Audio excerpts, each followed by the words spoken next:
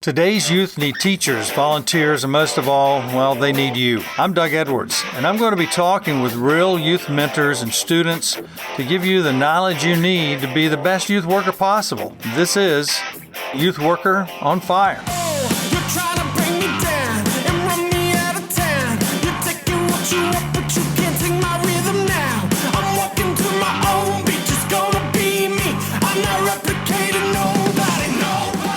Hi, Youth Worker Nation. This is Doug Edwards, your host with Youth Worker on Fire. Today, I've got a former student. He's not a student now. He's an adult. He is a city commissioner. I'm going to tell you a little bit about Anthony Sabatini, and then Anthony's going to kind of catch us up to date, okay? Knew Anthony in high school. The one thing I knew about Anthony is that he was a leader. People loved to follow him. He was a thinker, and he pushed the limits. Now, that is a good thing. It's a hard thing on administrators and teachers, but it was a great thing for his future leadership. For those of us who study leadership, what you see with people who push the limits is those are people that don't see boundaries like a lot of us see, and that is a great future leader. Always a pain in the beginning for some people, though, isn't it, Anthony? That's right. But true to form, ended up joining National Guard when you got out of That's right. high school? Yeah, I went to the Guard at 19. You finished your law, or is that this semester? I got one more semester of law. I'll be done in December up in Gainesville. Okay. Two other brothers, an older, a younger, mom and dad. So catch us up from there, Anthony, to date. What's happening in your life? Sure. Yeah, Doug. Oh, it's good to be back. Thanks for inviting me on here. Really Absolutely. excited to see what you do next. Everything you do is always very interesting to watch and very engaging. So I appreciate that. Yeah, I went to UF, got out, did some military service for a little bit, just my active duty training. Moved to New York for a while. Took an active duty Army job up there, planning and doing the coordination for the New York Army National Guard. Just wanted to, live the big city life for a short while. Then when I decided to go to law school, came back to Gainesville. So finishing up there, last year I decided to run for city commission here in Eustis. My favorite town in the world, my hometown that I love so much. It was a great decision. So happy to be back. And, right now just planning on getting out of law school. I'm finishing up, like I said, in December. But this summer I'll be working in the state attorney's office in Tavares. So good. And I want to start there. Once you get sucked into public service, I think a lot of people know that it's, the bug, the political, public service bug starts to bite pretty hard. So I definitely, was really drawn to doing more public service. And that's why I went state attorney route. Number one, I'm glad you're a lawyer. I see that in you. There's certain people that I've watched, and because I've been around a while in the same area, I get to see what those personalities end up doing. Law is I wouldn't have thought of it at the moment. I didn't know what you were going to do, but I think the legal route is perfect for you because you're someone that if I was in a fight to win something, I'd want you on my team. I appreciate it. Yeah, and you're and here's the thing that I noticed in high school, and you're still true to date the same thing. People would get awfully upset with you sometimes with some of the things you do, right? Absolutely. But you kept that smile on your face, which either made them happy or sad. I think you're right. Yeah, I love spirited debate. Yeah. From the beginning, in high school and beyond, I always wanted to do something different, do something interesting, and do something better. I always looked at things and said, I wonder if we could do that better. A lot of times you're going to, turn over a lot of leaves and you're going to step on some toes in order to do that. But, we do it anyways. No, and that's right. That's what people in politics do. You're talking about that. You're city commissioner right now. Mm-hmm. You don't do those things. Those are not light positions. Legal system is not a light position. If you're not thinking the way you're thinking, you're probably not going to win many cases, and you're not going to help a city unless you're thinking beyond what the average person thinks. At the very least, you're going to leave a mark that people got. And that in high school, you did that. That was a huge thing. There's certain things that you led when you left. They weren't as big, but people tried to carry those things on. But when you were here, there was I wouldn't say necessarily natural. It is a natural thing, but leadership's something you work on. And I believe you worked on it even then. Yeah, you fine-tune it. But I completely agree with everything you just had to say. In fact, I'm recalling now Mr. Elchenko, the legendary principal of Eustis High School, Yes. sitting me down sophomore year. He pulled me into his office. This was like a fork in the road for me because I'd never been spoken to by an adult so seriously as a young person. I was a very young person. He sat me down and he said, Anthony, you have some potential, and I think you're going to do one of two things. I think either you're going to end up in the United States Senate, or I think you're going to end up in prison, and you have to make that choice. He told me that. I was 15 or 16, so Wow. That was very stark language, and he said that, and I said, I really believe that, and so he said, you're either going to do very, very good things or very bad things, and you need to be, really focus on that, the importance of that decision. And yeah, I think you're right. I drew that reaction out of a lot of the administration and people since. But you know what? There are those forks in the road for all of us. People saw yours quicker because you were out there. You didn't mind putting yourself out there. A lot of people, you don't even know what their personalities really are until after they're out of high school, which is a dangerous place to develop personality. No one can guide you at that point. It's all on you, once you're 18, and especially at 21. So things change. So here's a man who took you aside at age 15. It's so true. I actually just corresponded with him last week, and that's what kind of put it in the front of my mind because we're doing our 10-year reunion in 2 weeks, which, Doug, you got to come by. Okay. Got to. And I saw it out there, right? And, Ryan unfortunately can't make it. We just spoke. But, Mr. Elchenko is actually going to be on a trip, so he couldn't make it. But he told me to send the class his regards. But, so you're absolutely right when it comes to that visceral reaction some people have. But, I developed it pretty early. I ran for class president freshman year, and, I was stayed involved that whole time. And I remember taking one of those sort of cheesy personality career tests when I was like 15, and it actually told me to law school. Yeah. Yeah, and I remember thinking, what is a law school? Do I go to college or law school? Which one? I thought it was different. Yeah. But, it told me that. And, there's some merit to those tests.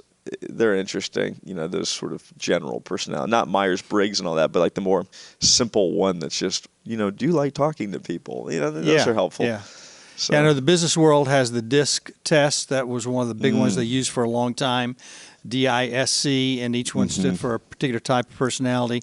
There are all kinds of personality tests out there, and sometimes I think the more simple ones are more defining than some of the larger ones because most things aren't as complex as we think they are in people's personalities. Some are, but I think for the most part they're not. I think you're right about that. Those simple ones are very evocative, and I think the trick is it asks you to give some answers, and you, in a sense, define yourself through the giving of those answers. And a lot of people, it's the first time they've ever been asked questions like that is when they see those, and they're formative. It was a good experience having that in high school. Those tests. Yeah. Tell me a couple of things. One is, who was the biggest influence between middle school and college? Who's that one person, other than your family, that just kind of sticks out? I was thinking about that. I have to say, I'll say two things. One is, I don't know if I was the average student in this sense. I never looked at someone and said, I want to be like them, or that's the right way to be. I was locked in history. I was in love with history since the 7th grade, and I felt that historical figures were more real to me than the people in the room. I mean, really, at 16, if you would have asked me, and I think it's still true now, who are the most influential people, if you can be the judge of it, I would say probably literally either Thomas Jefferson or JFK or, at Douglas MacArthur. Really, I would read their biographies and their words, and they were very real to me. But to be more specific to and answer the question more directly, I thought about this, and to be totally frank, the two people that I think influenced me in my mode and behavior and just feelings about everything the most were probably Lisa Chapman, my good friend's mom, who was the super mom that everybody loved and just poured her heart in everything, and then you, Doug. Really, I have to say that you and Lisa were probably the two people who had the most influence on me because, I don't know, I guess because you watched very closely. And you really were very concerned with what I was doing and where I was going, and that concern was very formative. It made me watch you guys a little bit more. But I think the quality that you guys share and the people I've always respected and watched the most share is energy.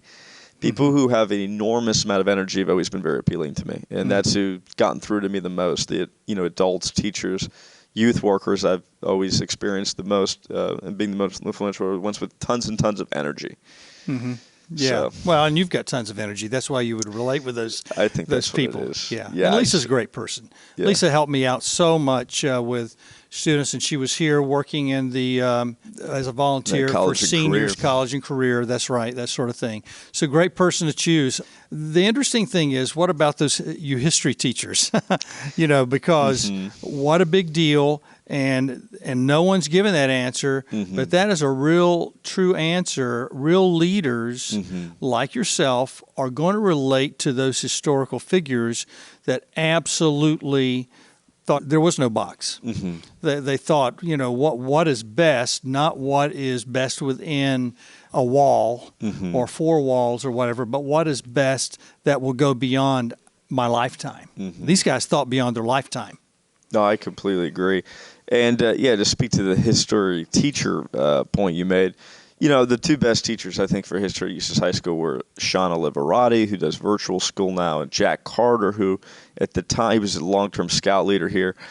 He taught just American government, but his sort of outsider perspective was very formative. He would force us to watch the old classics of political films, such as 13 Angry Men, Advise and Consent, the old Henry Fonda moral political classics. We were 16, 17 years old. Right. And those movies I think were at the time slightly over my head, but they left a lasting impression and they challenged you.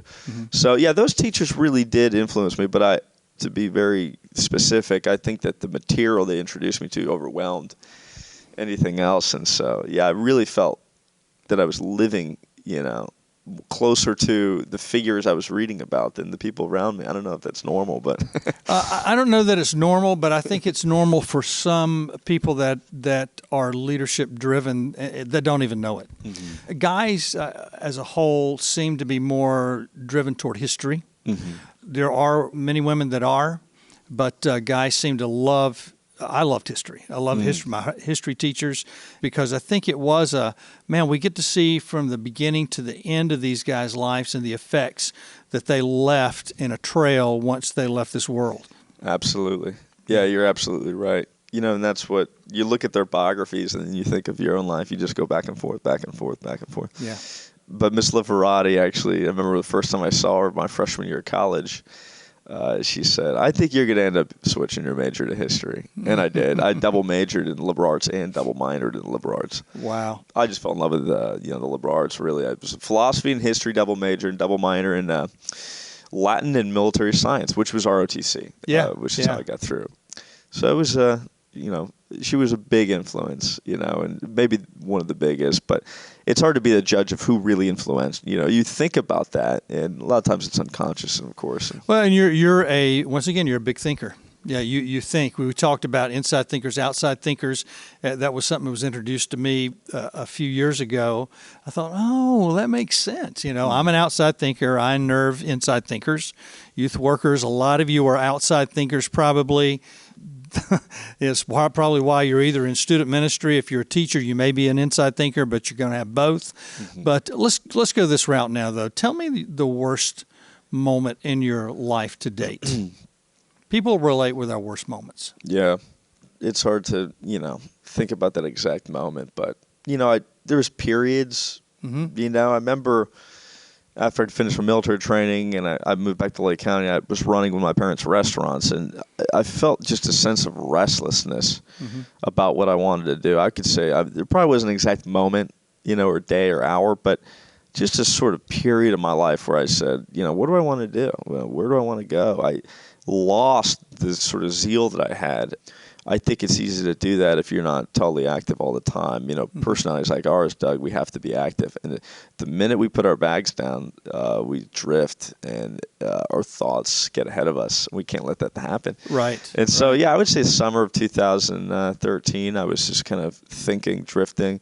Should I go to law school? Should I, get involved with these community organizations, which I had done for years and years and years. And I sort of was isolated. I was thinking, reading a lot, and I get to just. It taught me a lot about myself that period of just stay focused, stay involved, stay active, and happiness will follow from that. And so, yeah, that's a good question. Has it?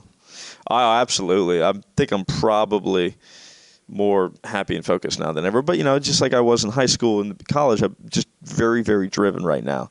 I have goals. I have thought, things about what I want to do. And, I'm sure you definitely can reciprocate to this. But when you feel like you're in motion, you're getting there, it's a very positive feeling. That force of motion, we talk about synergy when we're with the right people that are going the same direction.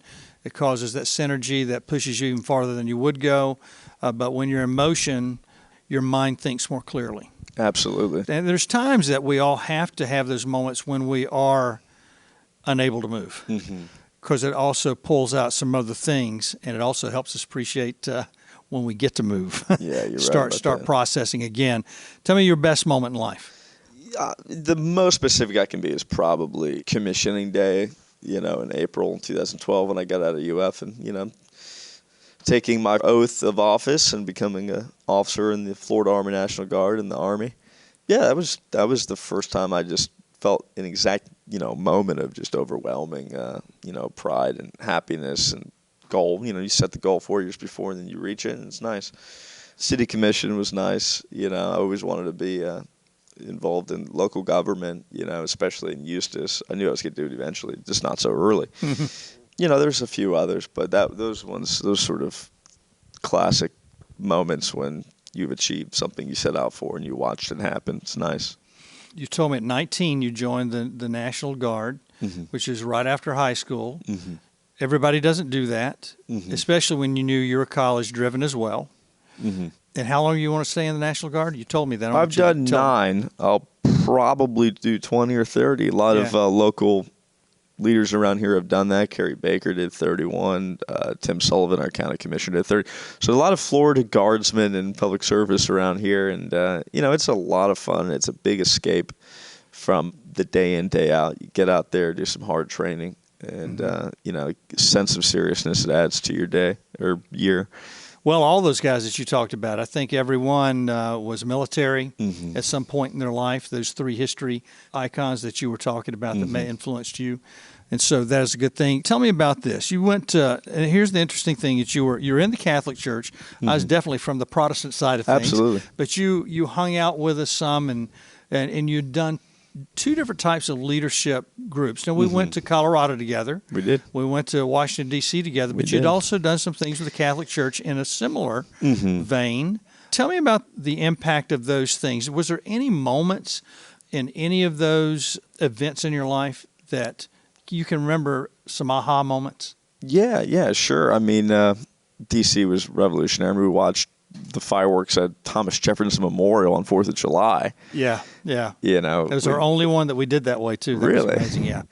And, we did Student Leadership University. That was very formative because, for a lot of reasons, it was a good organization. But probably was the first time I was, sort of locked in a room with like-minded people who were very interested in the same sort of subject material, which was, spiritual Christian material, formed with the public service sort of aspect. And, that aspect of Christianity is always what fascinated me the most, putting into practice. Yeah. Yeah, so there was a lot of aha moments there. By the way, Jay Strack. Jay Strack. Yeah. I watched that podcast. Oh, you Great did? podcast. You did. Yeah. Great. He was good. Great podcast. Yeah, he was a interview. very, very cool dude. Yeah. And he's done a lot of stuff. He's also a spiritual advisor, one of the spiritual advisors to the president. Oh, wow. At this point. Can you believe that? Yeah. Yeah, he's well, definitely... I can't believe that. But. He was a... very impressive individual. Dr. J, I'm glad he's doing well. Yeah. But that's good to know. Yeah. Remember Colorado? Colorado was a big deal. That was our first high school Colorado trip that you went on. Tell me what was, and because I love those trips, that's the only reason I want to talk about it. Oh, absolutely. And you were there. Yeah. Unless you're on one of those trips, you have no idea the magnitude and the greatness of it. Tell me about Colorado, what that was like for you going with your buddies there. Oh, absolutely. Well, first time, out west. And as a Floridian, literally just the going to an elevated, mountainous, mile high, kind of place is mentally transforming. Yeah. It was a great experience. A lot of people came to Christ on that trip. Mm-hmm. Being in that small setting, Jim Budzinski was my small group leader. Yeah. Still very close with him. Basically, a lot of long-term relationships with it. Youth leaders emerged from that. It was the first time I met, people like Keely Nacky or Jim Budzinski and stuff like that, and it was really great. Yeah, your church was pretty transformational like that. Yeah, once again, the compacted experience of doing physically awesome stuff, skiing, snowboarding, compiled with, the spiritual journey of going out there and focusing and being, away from the world sort of, was transformational. So yeah, it was that trip was definitely foundational for me in high school. How old were you at that time? 16. Yeah, 16. Because if I'm not mistaken, we went winter break. No, we went January of my sophomore year. I was 16. Yeah, it was cold. Oh yeah, it was real One of the colder cold. times out there. Yes. Definitely the coldest I had been that far, in my life. So yeah. And you skied you're at 10,000 feet at least a few times. A whole nother world. We did that for a lot of years. You're an adult now. Looking at that trip, as an adult, if you were in leadership in a church or in a school, would you say that trip, for what reasons, was important to do, or was it really, could have been done other ways, it was really kind of a waste of money? Which side do you think you would take as an adult looking in on that at this point? No, I think those trips are necessary. I think that going out to the wilderness or going out to the elements and getting away and focusing, clearing your mind of the day in, day out of, homework or sports or, what at that age we did in our daily lives, I think it's necessary. It's hard to dwarf the concerns we carry with us every single day and trying to drive that very important spiritual message out. You got to get away from everything. I truly believe that.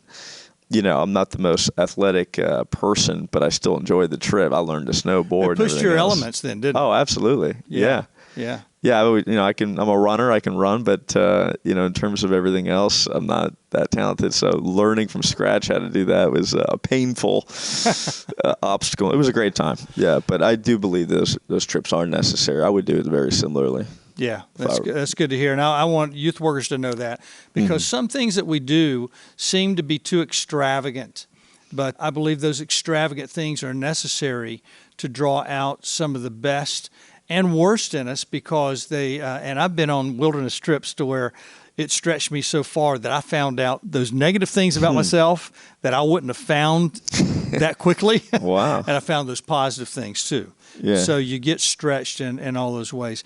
And if you were to talk to youth workers today about some things that you wish that you could tell them to do, what would those things be? Is there something in particular, or a few things that you tell them as far as those teachers and youth pastors and all that? Yeah, thinking earlier about the figures I found influential, the energy factor is so important.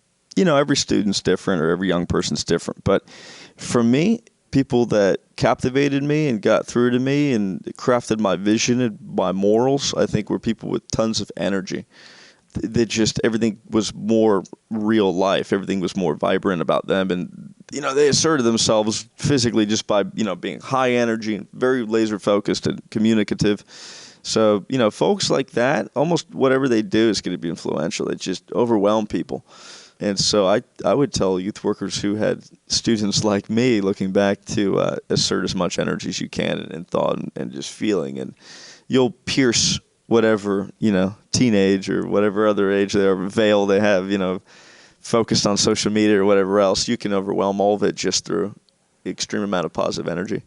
Yeah, positive energy, that's a big deal. Youth Worker Nation, number one, get some rest.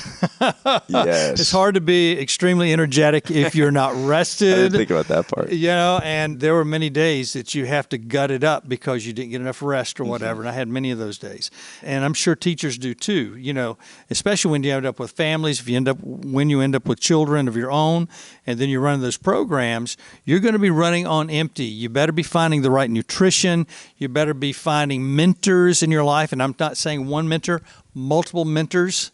You can't just use one. I was told by a trainer of leaders that you don't want just one mentor because you get both their bad and good qualities. If you have multiple mentors, you kind of get the best of those, and not their worst qualities. So I see that. Yeah. But it's true, it's something people don't think about. Now, I wouldn't I think my mentors now, they're not folks who have to assert, a crazy amount of energy, But at that age, I thought it was essential, to have people who are just really, big, just vibrant, What are mentors like for you today? Tell me, you don't have to name their names if you don't want to, but what are some attributes of, now that you're an adult, you've been through, you're in the military, you're finishing up your law degree, you're a city commissioner.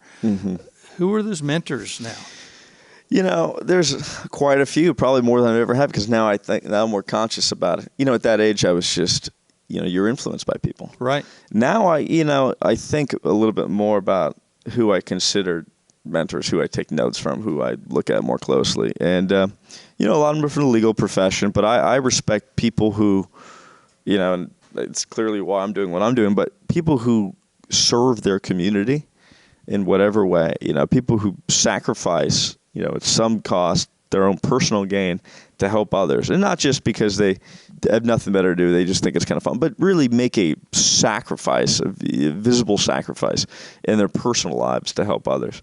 Those are the ones who influence me the most. And so, going to the legal community, you see attorneys who do that, and those who, looked to their communities to see what they can do to help people. Yeah, so there's people, I don't want to be naming names because I wouldn't want to embarrass anybody, but there's people I watch very closely who may or may not know that. Yeah, and that's okay, because some people we just need to watch and see their lives unfold, and those things are enough to keep us going, and others are more identifiable, and they put themselves out there to be mentors and identifiable. But tell me some resources, some things that you love, videos or whether it's books. What are some things that you would tell people, here's some things that you really ought to read if you're in leadership for students or just in life, Okay, so whatever. The leadership component, that could just go on and on and on. Right. In life, I think it's easier to narrow down. I'm not that ordinary reader or, thinker. I'm more of an old soul, but I think the King James Version of the Bible, which, at least pick up on audiobook at the Lake County Library or wherever else and just go through it, because the language is so rich and textured that it'll send the message of, Christianity to you at a different level that a lot of people never heard it. So I would definitely, read that. There's a lot of books, great books on leadership, but I think what's missing today is a lot of people with foundation in classics, liberal arts, and I would just tell people to go out and read, some Plato, go read Plato's Republic, because when you go to read everything else, you're going to realize a lot of these discussions were thought about early in society. The Western culture goes back to Plato and beyond, but really in Plato, a lot of the most important questions about morals and thought and life and how we should live were asked and answered in those books. Being familiar with those questions will save you a lot of thought later. A lot of people think very hard about things that others have thought about before us very well. So I would say The Republic by Plato, the King James version of the Bible, certainly the tragedies of Shakespeare, and I'll just keep the list real short and just go with that for now. Give me your favorite movie, period. My favorite. Whether it's funny or whether it's something inspires you, whatever. Sure, I have quite a few, but if I had to choose one, it might be High Noon. Yeah. With Gary Cooper, 1952. It's a Western. You are an old soul. Yeah, and the reason is the book does such a good job of just outlining a very simple moral tale about how hard it is to do the right thing. It's filmed in real time, which means that the film starts 90 minutes later, it's over. There's no back and forth. There's no cuts. It's just movie ends. And it's about a cowboy who, a sheriff who's in town, and the bad guys are coming to town. He's looking for some people to help him out, and like often we find ourselves in life, nobody's really there to lend a hand. And so it teaches you to do the right thing when people find it inconvenient to help you. It's just an absolutely magisterial film. I love the film so much. I've seen it many times. You've probably seen some life and death situations being in the military. National Guard will put you there. All those things life is life and death. Whether you are in service with the military or whether you are in the police force or sheriff's office or whatever it is, we're in life and death situations all the time because we don't know how long life is going to last. You and I have seen that with students, when you're in high school, when you're right out of high school. We don't know, and so it's important that we make life and death decisions each day so that we live life to its fullest. And I think that's something you do, Anthony. I appreciate that about you. And, you know, some of the things you said you do. I think your buddy Mark Getchell said he would do whatever he could for you in your political career. I think he said something like that. Is that about right? Yeah, he's my best friend. Yeah. Eternal campaign manager. Yeah. Since the 8th grade. Since the 8th grade. Yeah. Isn't that something? Yeah. You know, guys, middle school matters. It matters. And I tell students that what you are thinking that you love in middle school probably is the thing you will do the rest of your life unless somebody talks you out of it. And I agree. Yeah. Anthony, any last thoughts you want to give us? Do the right thing. Now, do you see yourself in the Senate? Ooh. In Congress? What do you think? Florida Senate, probably. Yeah. U.S. Senate, that's, politics today, I think it's needless to say, but I'll say it again, is very divisive, unfortunately. And but I think local and state politics, things you could do that have actual measurable positive reactions in our community are very doable. I would definitely tell people to stay involved at a public service level in their own communities. It's way less divisive, and there's good things you can do. I wish more people there's a lot of hands that are needed. And absolutely. People think that they can't make a difference, but one person can make a difference. And if a lot of one persons keep showing up. Oh, I completely agree. Yeah, turn the TV set off. Don't worry about the federal level, for a day. Go out to your community and see what you can do, the needs of your own city or county, and, What's one thing you'd like to see people in Eustis do? Is there an agenda that you've got, or it doesn't have to be an agenda, but is there something that you'd like to see our community take hold of individually as individuals? There's a lot, but I guess it's just the old sort of soul in me. I would honestly just tell people, because I know what would follow from this, I would just tell people, please go to some community meetings, organizational meetings, city commission meetings, and read the agenda, read the minutes, read the plans of what's going on. And I really think that, that step in terms of just entrenching yourself in education, knowledge, and seeing what's going on, action will follow. People, act positively when they're pressed to do so. And if you look at what folks do when they're overwhelmed with new information, they respond accordingly. So I would just tell people to just go to some meetings, get involved with some different organizations in the community, whether it be governmental or even if it's, ecclesiastical, whatever the organization is, charitable organizations. Once they're there and they learn about what the needs are around them that exist, that they were blind to the day before, moments before, their actions will follow. It happens. People get sucked into public service and doing good things once they realize how heavy those needs are, the burden of those needs.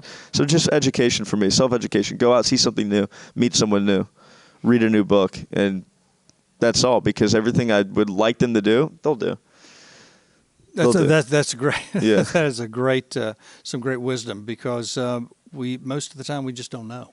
That's all it is. We just don't know. Truly believe that's what it is. We do our best when someone taps us on the shoulder and tells us, hey, you would do a pretty good job at that. Yeah. It's crazy how motivated people get just when one person tells them that. And, the sense of education and knowledge creates worlds for people. So that's what I would say. Anthony, thanks for being here, man. Youth Worker Nation, you've heard this. Here's a student that now is an adult. The things that you deal with, the people that you deal with, the students that you deal with matter. And you don't know where they're going to go. You don't know what they're going to do. So every day, think, what can I do today to make an impact on every student that I'm influencing, or at least in the presence of, and treat them as though someday they might sign your paycheck, they might be your boss, and they might be some other area of your life. They might marry your son or daughter. And so treat those guys accordingly, because just like Mr. Elchinko, he took you aside. Those are fond memories. He could have said really negative things and really tough things, but you brought out the kind of man he was to say, Anthony, I care about you. Make a choice here. You're absolutely right. He didn't have to say that. No. In fact, it was probably inconvenience for him to take 10 minutes out of his day to do it, or 20 or 30. He's an educator. He's got a busy workload. And 10 minutes, I think it really did shape me, in the long term, 10 minutes. Mr. Jelchenko, if you're listening to this, if you get to hear this, you're an honorable man. Thank you so much. All right. Thanks, Doug. All right. Appreciate it. Youth Worker Nation, we're out. Remember, you can get us on Google Play, Stitcher, iTunes. You can also go to youthworkeronfire.com if you can't get any of those places. We are also on YouTube, not with every episode yet.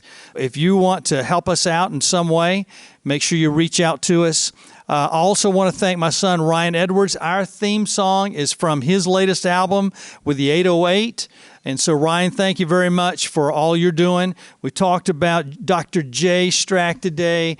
Jay, here's one of your students, Student Leadership University, in government, in the armed forces, the very thing that you're looking for us in our Christian faith to develop and to get our people out there doing those things. Thank you, Student Leadership University, for all the things you've done for me personally and for students like Anthony Sabatini. We're out, Youth Worker Nation. Have a great day.